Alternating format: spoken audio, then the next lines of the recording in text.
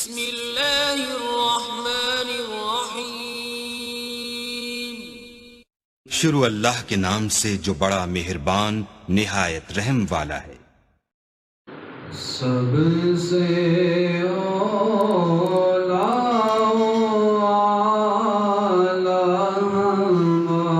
ہمارا نبی، سب سے اولا ہمارا نبی، سب سے بالا والا ہمارا نبی، سب سے بالا والا ہمارا نبی، سب سے اولا اعلیٰ ہمارا نبی۔ ملک کونین میں انبیاء تاجدار،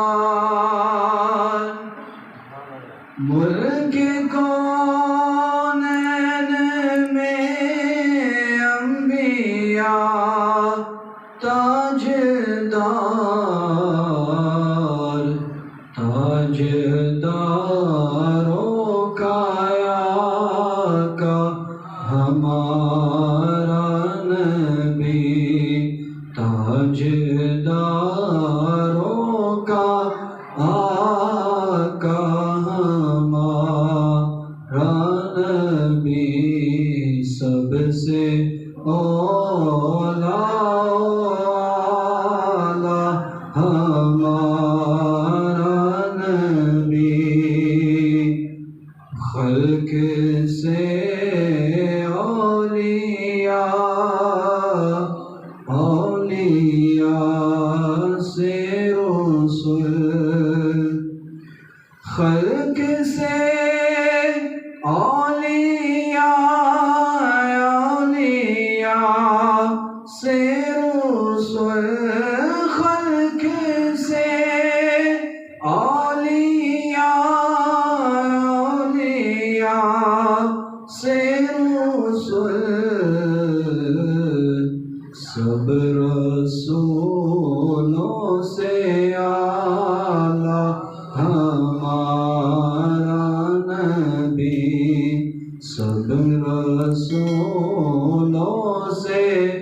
اعلیٰ ہمارا نبی، سب سے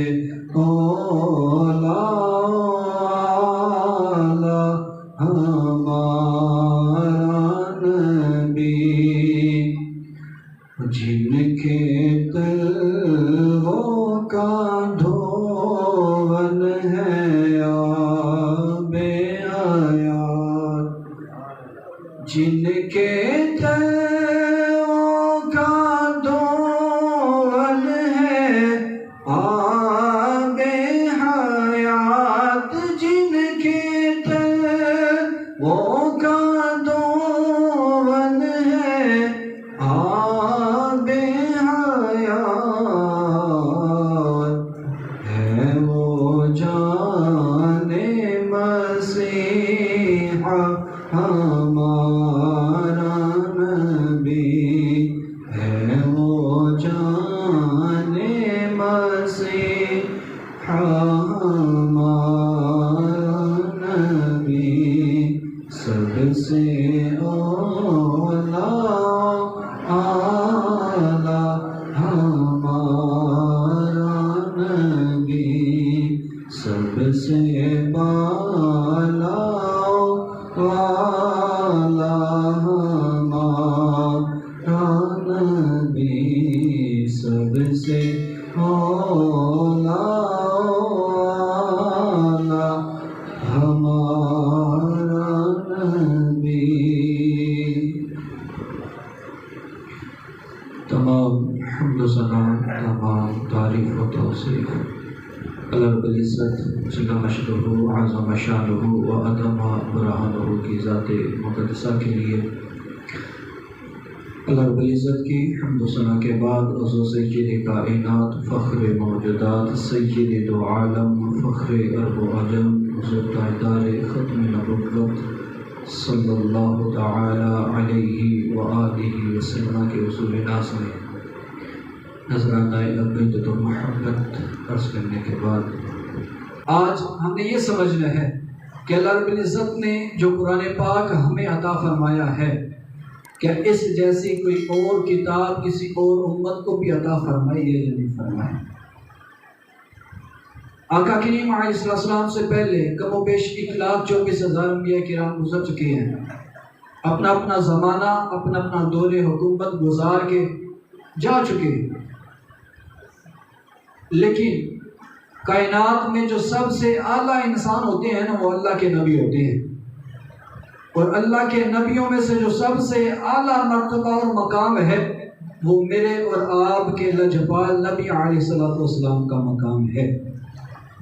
کائنات میں جتنی امتیں گزری ہیں سب امتوں میں سے سب سے افضل امت میرے آقا کریم علیہ السلام کی امت ہے، اور اللہ نے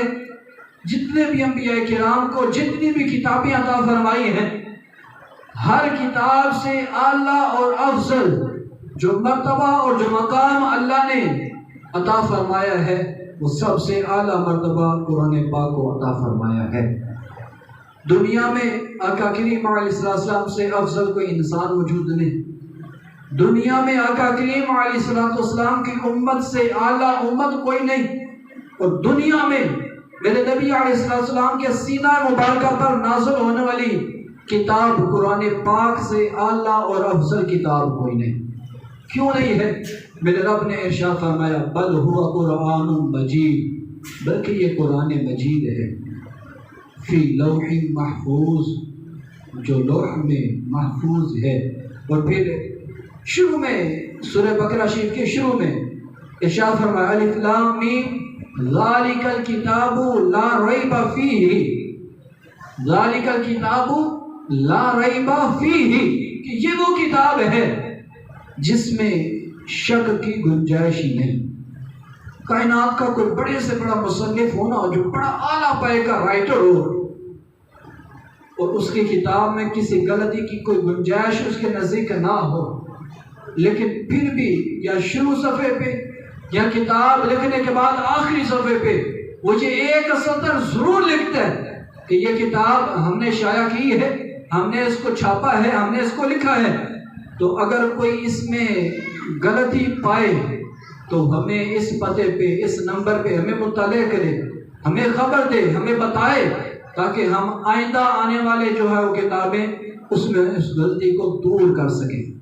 کوئی بڑے سے بڑا مصنف ہو، بڑے سے بڑا کوئی رائٹر ہو،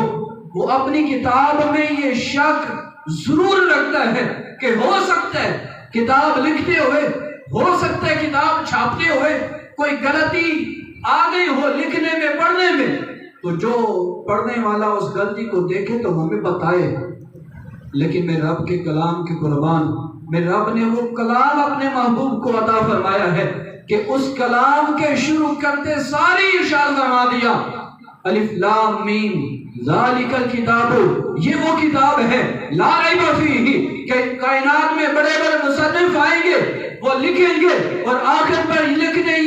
لکھنے پہ مجبور ہوں گے کہ ہم نے یہ کتاب لکھی۔ اگر کوئی غلطی ہو، اگر کوئی شک ہو، اگر کوئی شبہ ہو تو ہمیں بتایا جائے۔ لیکن قرآن قیامت تک یہ اعلان کر رہا ہے کہ ذالک الکتاب لا ریب فیہ، یہ وہ کتاب ہے اس میں کوئی شک کی گنجائش ہی نہیں ہے، لا ریب فیہ، اس میں کوئی شک ہی نہیں ہے۔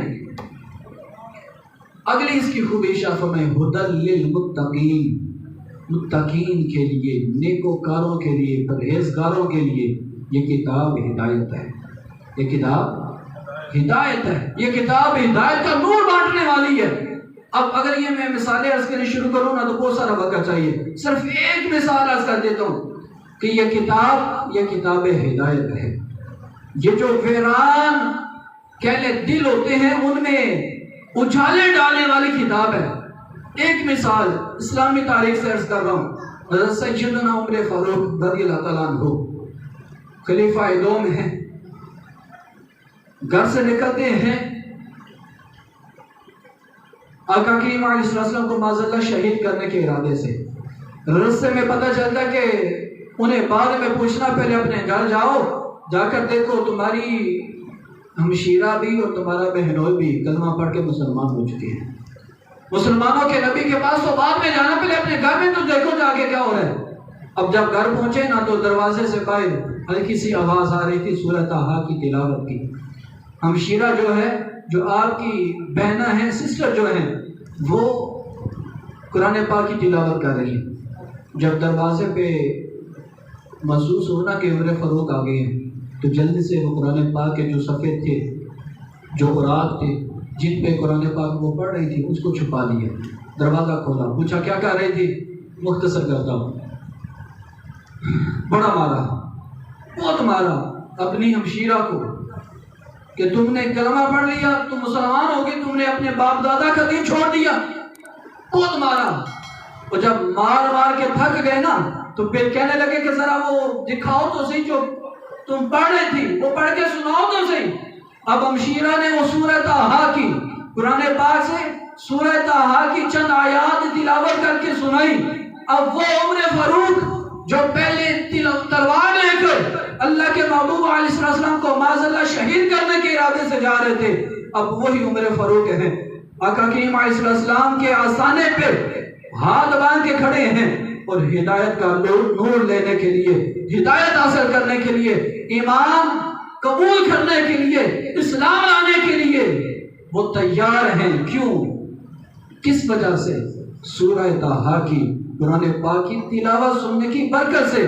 دل کی دنیا بدل گئی۔ وہ جو پہلے قتل کرنے کے ارادے سے آ رہے تھے، اب اسلام قبول کرنے کے ارادے سے آئے ہیں۔ تو قرآن پاک ہدایت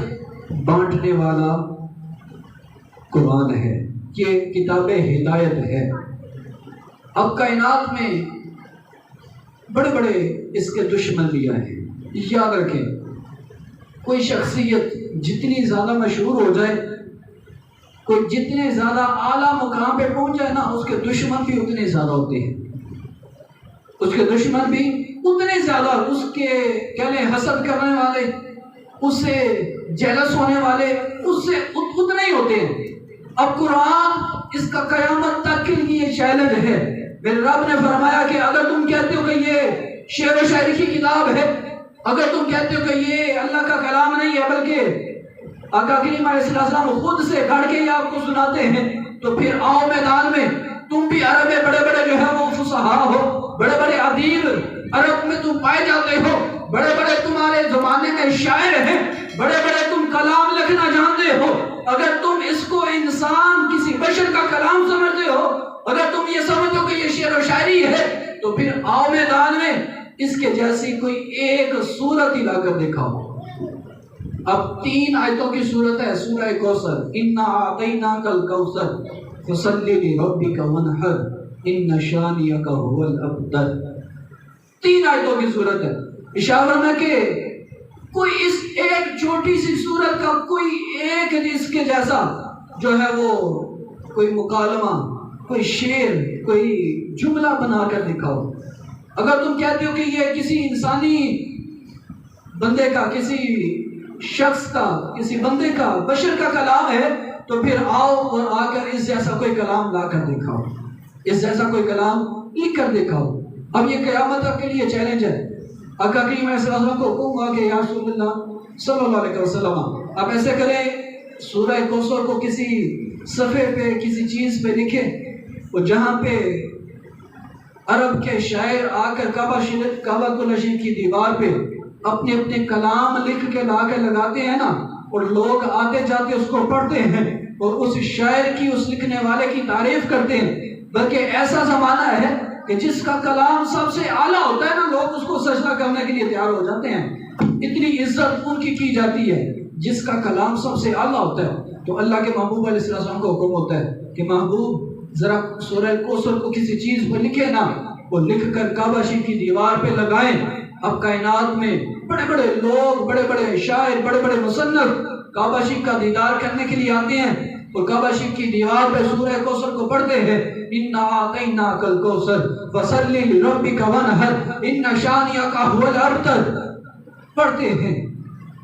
جب پڑھتے ہیں تو حیران رہ جاتے ہیں کہ یہ اتنا پیارا کلام ہے، کتنا ہی پیارا کلام ہے۔ ہر مصنف آتا ہے، ہر شاعر آتا ہے، آ کر دیکھتا ہے، پڑھتا ہے، حیران ہوتا ہے، لیکن ایک شاعر آتا ہے، وہ پڑھتا ہے اِنَّا أَعْطَيْنَاكَ الْكَوْثَرَ فَصَلِّ لِرَبِّكَ وَانْحَرْ إِنَّ شَانِئَكَ هُوَ الْأَبْتَرُ، اور ایک جملہ وہ اپنی طرف سے لکھتا ہے کہ ما هذا کلام البشر، ما هذا کلام البشر۔ وہ کیا 3 آیتیں پڑھتا ہے اور چوتھے نمبر پہ یہ اپنی طرف سے یہ اعلان کرتا ہے کہ ما هذا کلام البشر، یہ جتنا اعلیٰ کلام ہے، جتنا یہ عظیم کلام ہے، یہ کسی بشر کا کلام نہیں ہے۔ ما هذا کلام البشر، یہ کسی انسان کا کلام نہیں ہے، یہ کسی انسان کا کلام نہیں ہے۔ تو قیامت تک کے لیے یہ قرآن کا چیلنج ہے، لیکن کچھ خبیث لوگ ہیں جو اس چیلنج کو تو پورا کر نہیں سکتے۔ قرآن کے مقابلے میں تو کوئی سورت، کوئی ایک آیت بھی لا نہیں سکتے۔ جب وہ ایسا نہیں کر سکتے نا تو پھر وہ کچھ خباستیں کرنے شروع کرتے ہیں، جیسے پچھلے دنوں سویڈن میں ہوا، کچھ عرصہ پہلے بھی انہوں نے یہ ناپاک حرکت کی، معاذ اللہ ثم معاذ اللہ۔ عید والے دن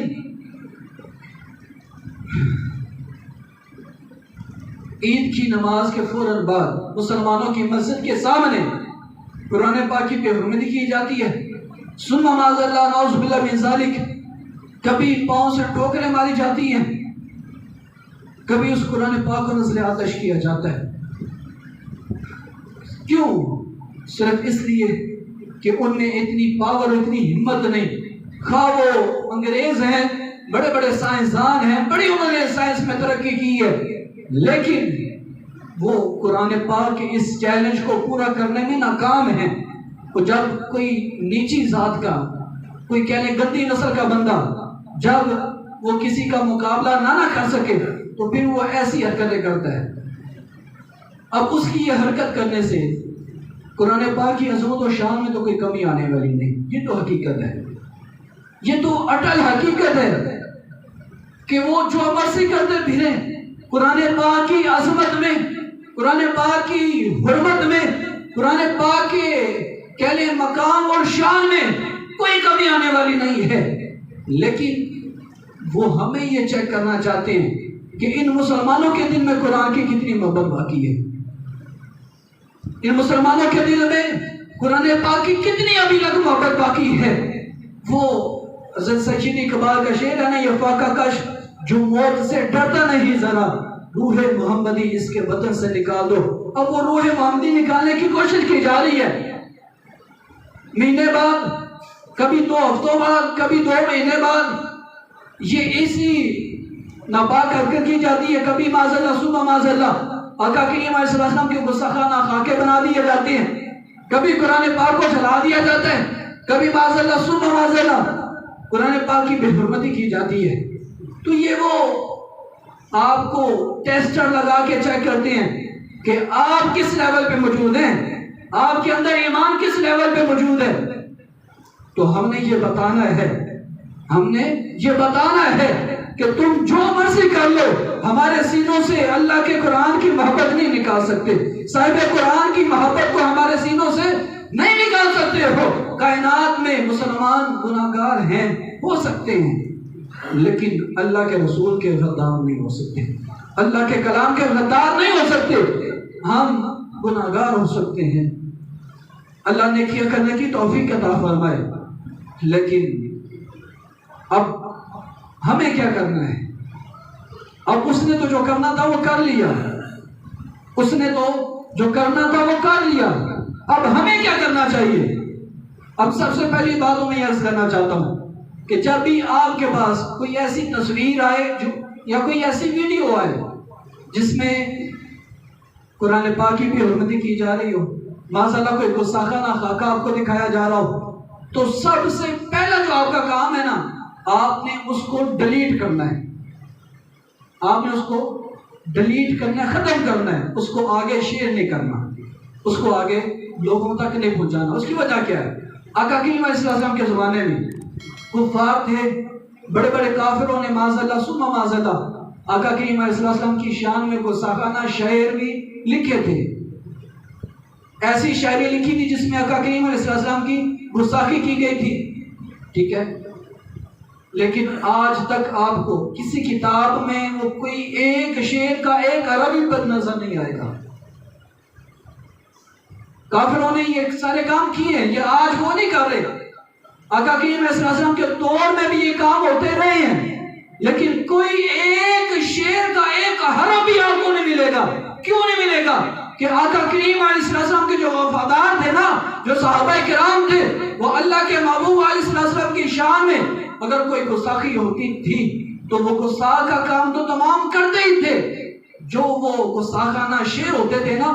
انہیں فوراً ختم کیا جاتا تھا، مطلب انہیں آگے لوگوں تک نہیں پہنچایا جاتا تھا، اسے آگے لوگوں تک روایت نہیں کیا جاتا تھا کہ فلاں کافر نے یہ شعر لکھے ہیں، ایسا نہیں کیا جاتا تھا۔ اور یہی وجہ ہے کہ وہ کہنے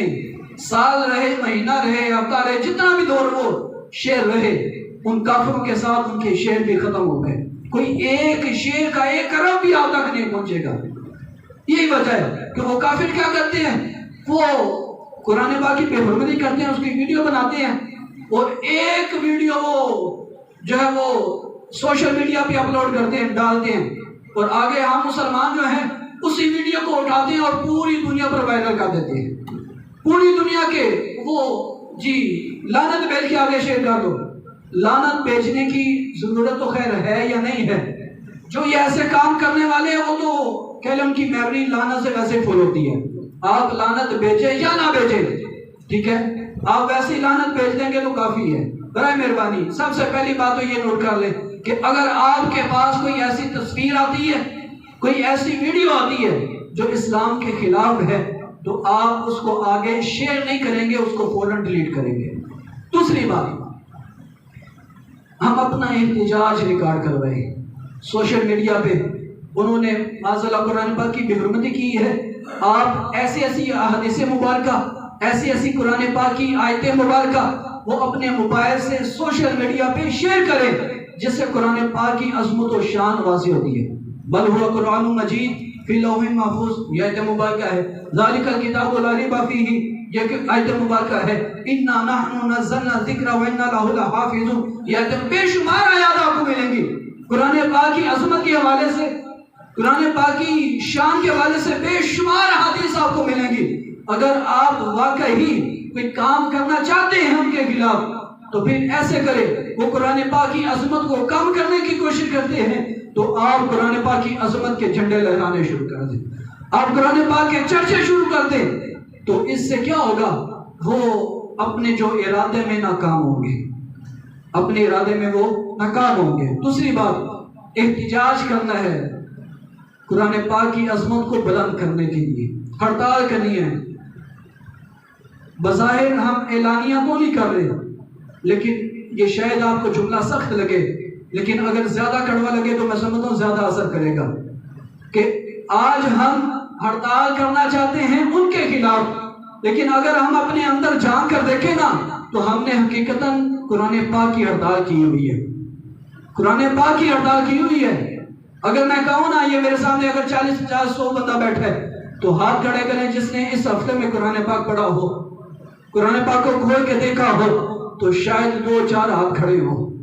شاید ہی ہے کہ 2-3 ہاتھ اوپر بلند ہو، لیکن باقی نیچے ہی رہیں گے۔ کیوں؟ کیونکہ ہفتے نہیں مہینے گزر جاتے ہیں، ہم قرآن پاک کو کھول کے نہیں دیکھتے۔ تو ہم اگر ہڑتال کرنا چاہتے ہیں تو ہڑتال قرآن پاک کی نہ کی جائے، بلکہ ان خبیثوں کی ایٹم جو ہیں، سویڈن کی بنی ہوئی جو مصنوعات ہیں، ان کا بائیکاٹ کیا جائے، ان کی ہڑتال کی جائے، اور قرآن پاک کو بحال کیا جائے، قرآن پاک کو کھولنا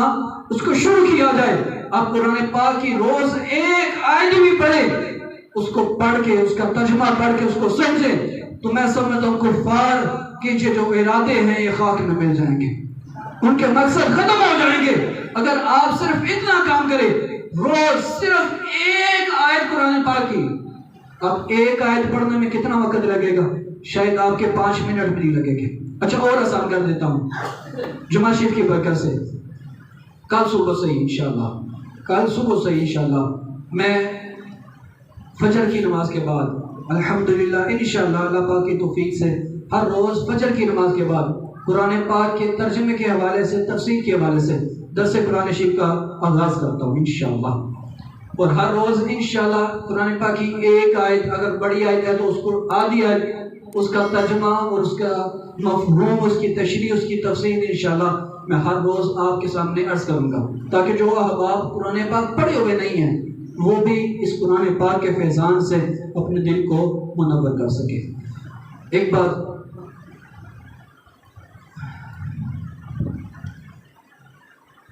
ایک جملہ میں نے عرض کر دیا کہ قرآن پاک کو عظمت، قرآن پاک کا جو مقام اللہ نے عطا فرمایا ہے اس کے چرچے کرنا شروع کر دیں، سوشل میڈیا پہ، یوٹیوب پہ، واٹس ایپ پہ، فیس بک پہ، جو آپ استعمال کرتے ہیں، ہر کہیں پہ آپ ایسی تصاویر اٹھائیں جن میں قرآن پاک کی جو ہے وہ عظمت و شان بیان کی جا رہی ہو، ایسی احادیث اٹھائیں جن میں قرآن پاک کا مرتبہ و مقام بیان کیا جا رہا ہے، تو اس کو اٹھا کے سوشل میڈیا پہ اپلوڈ کریں، ٹھیک ہے؟ احتجاج اپنا ضرور ریکارڈ کروائیں سوشل میڈیا پہ، کفار کی اس حرکت کی شدید مذمت ضرور اپنے الفاظ میں کریں۔ کیوں کریں؟ کیونکہ قرآن پاک میرے آقا کریم علیہ السلام نے ارشاد فرمایا کل بروز قیامت سب سے بڑا شفیع،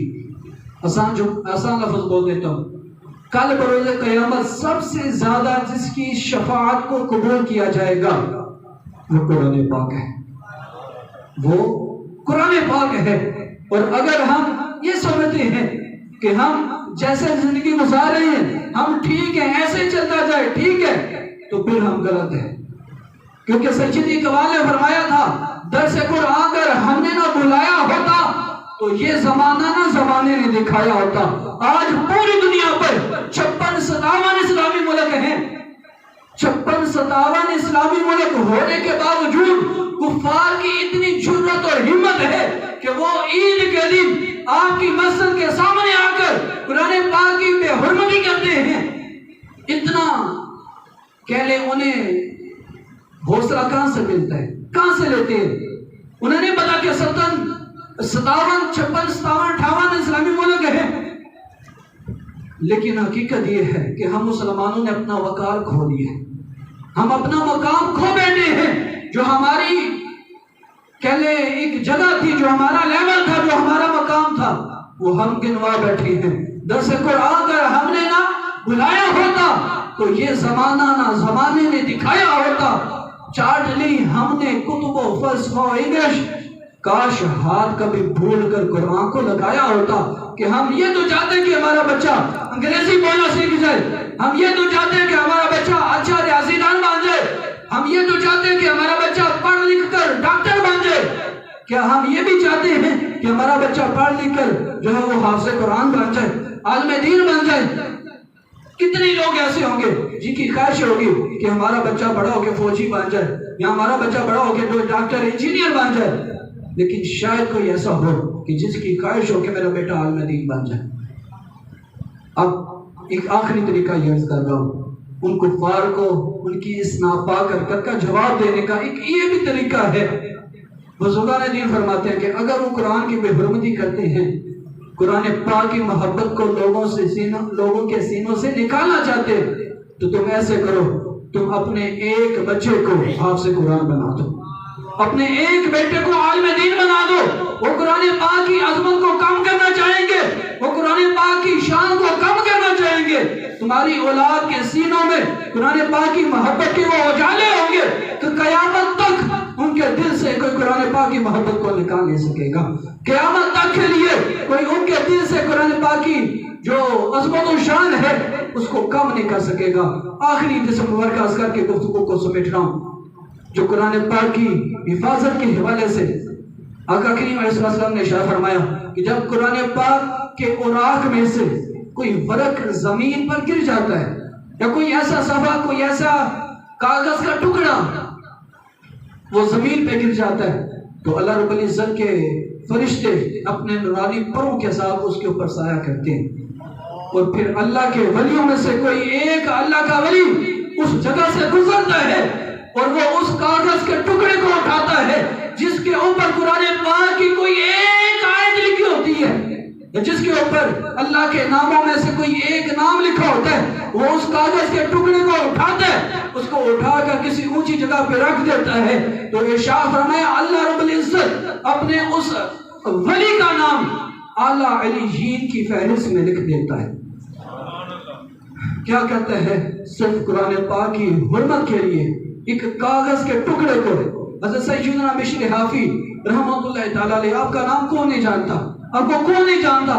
آج اس زمانے میں گزرے ہیں، ننگے پاؤں چلتے ہیں،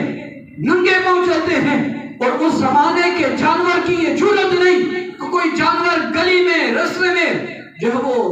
گوبر کر جائے۔ کیوں؟ کیونکہ بشر حافی اس گلیوں میں، ان گلیوں میں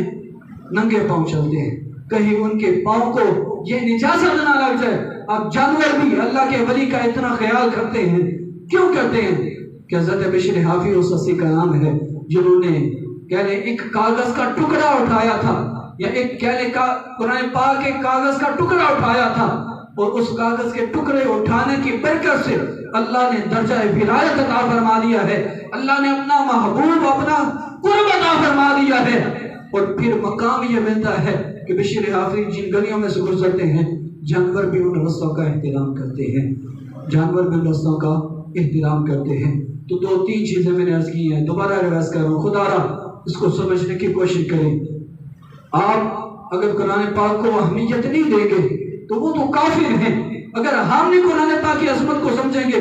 تو کون سمجھے گا؟ اگر ہم نے اس کی عظمت و شان کو بیان کریں گے تو کون کرے گا؟ قرآن پاک پڑھے ہوئے ہیں، کم از کم روز کی ایک آیت مبارکہ اس کے ترجمے کے ساتھ، اس کی تفسیر کے ساتھ پڑھنے کی اپنی عادت بنائیں۔ اللہ رب العزت ہم سب کو عمل کرنے کی توفیق عطا فرمائے۔ وآخر دعوانا ان الحمد للہ رب العالمین۔